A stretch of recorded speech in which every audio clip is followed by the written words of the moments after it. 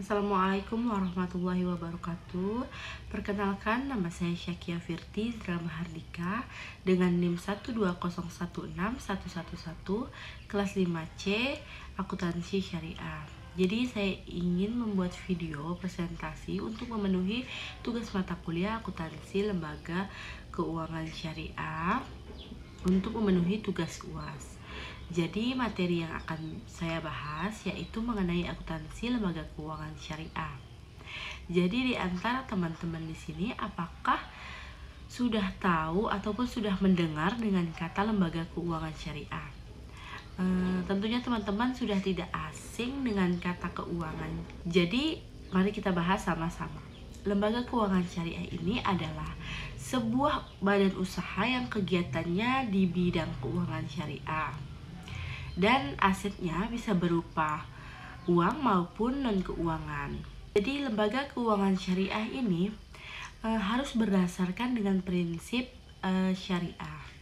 Setiap kegiatan operasionalnya di dalamnya itu tidak boleh mengandung unsur riba ataupun unsur yang dilarang dalam agama Islam. Lalu apa saja sih yang termasuk ke dalam lembaga keuangan syariah? Jadi lembaga keuangan syariah ini terdiri dari non-bank dan bank. Yang non-banknya itu termasuk asuransi, pegadaian, reksadana, pasar modal, dan BMT. Jadi di sini saya ingin memperdalam bahasan mengenai gadai syariah. Jadi gadai syariah adalah akad ataupun perjanjian utang piutang dengan memberikan barang jaminan menggunakan aturan yang diperbolehkan oleh syariat Islam.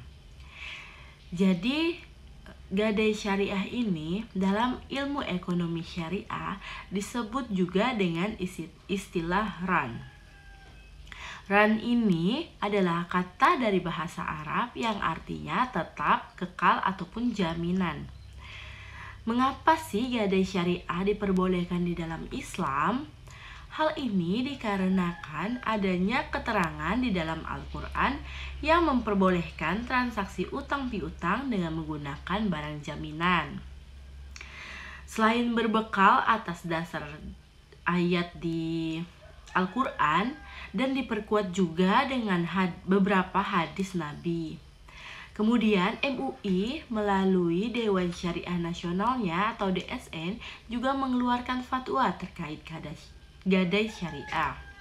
Ada 2 fatwa yang dikeluarkan di dalam DSN MUI mengenai ran atau gadai syariah, yakni fatwa DSN nomor 25 atau DSN MUI _3/2002 tentang ran, dan fatwa DSN nomor 26 DSN MUI _3/2002 tentang ran emas. Oleh sebab itu, akad ataupun perjanjian di dalam gadai syariah berbeda dengan akad di dalam gadai konvensional. Kalau begitu, apa sih akad di dalam gadai syariah? Akad di dalam gadai syariah selain halal, transaksi pinjam meminjamnya dengan gadai syariah jauh lebih menguntungkan daripada gadai konvensional.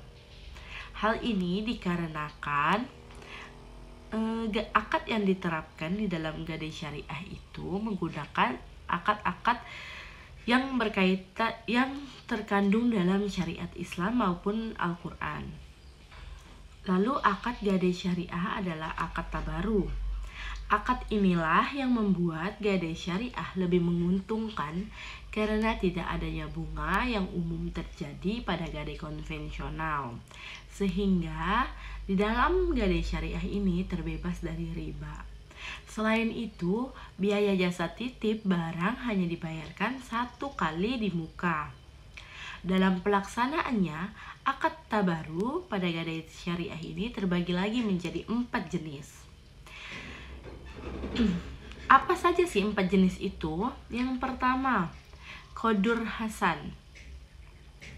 Jika sahabat membutuhkan budget untuk memenuhi kebutuhan konsumtif, maka sahabat akan dikenakan akad Qardul Hasan.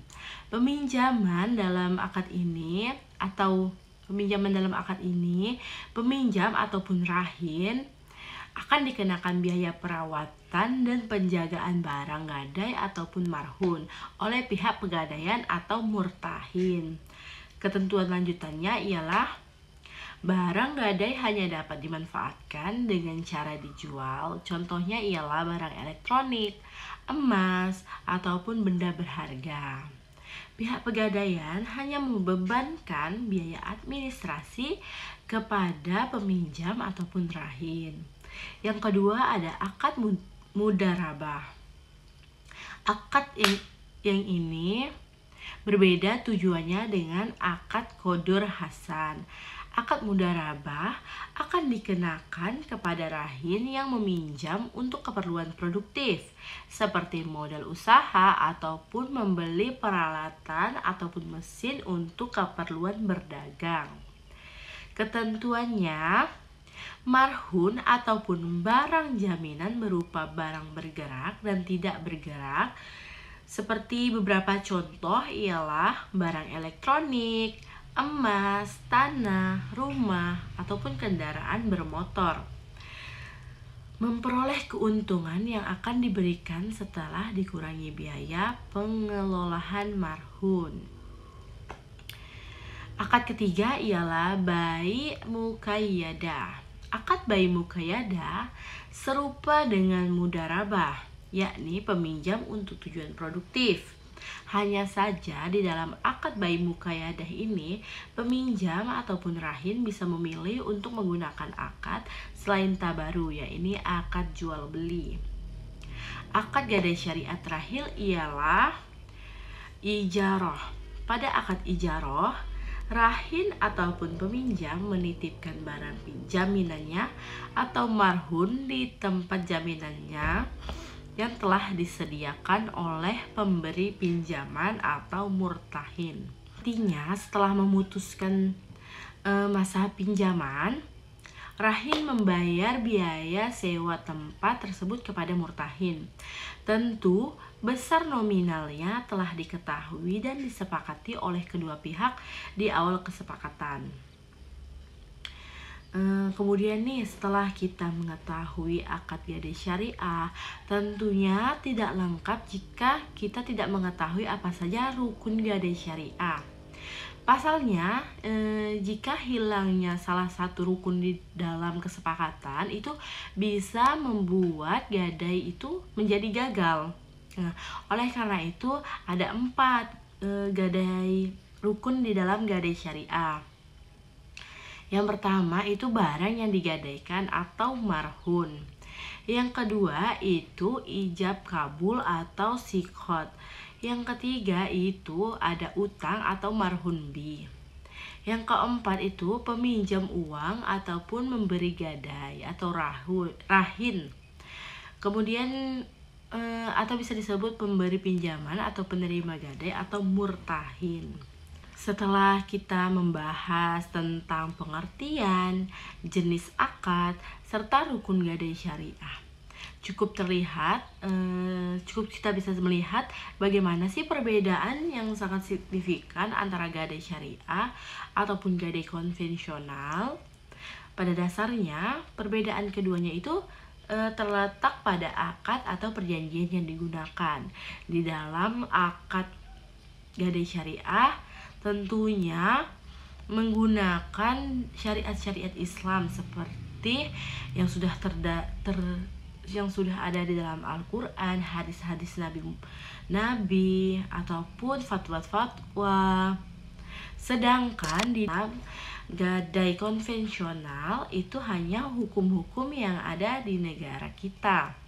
Dan bisa dilihat juga dari biaya jasa penyimpanan dan pemeliharaan pada gadai syariah. Di dalam gadai syariah ini tidak mengharapkan keuntungan yang sangat besar. Sedangkan di dalam gadai konvensional ini menerapkan bunga yang akan meninggi seiring semakin besarnya jumlah yang dipinjam serta semakin lamanya masa peminjaman.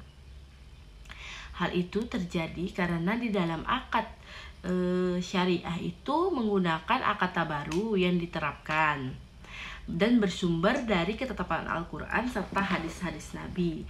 Berbeda tadi dengan yang konvensional kan, yang tidak mempertimbangkan hal yang dilarang dan dianjurkan di dalam Al-Quran. Jadi sahabat sudah tahu kan apa itu perbedaan gadai syariah dan konvensional. Baiklah, selanjutnya yaitu posisi akuntansi gadai syariah.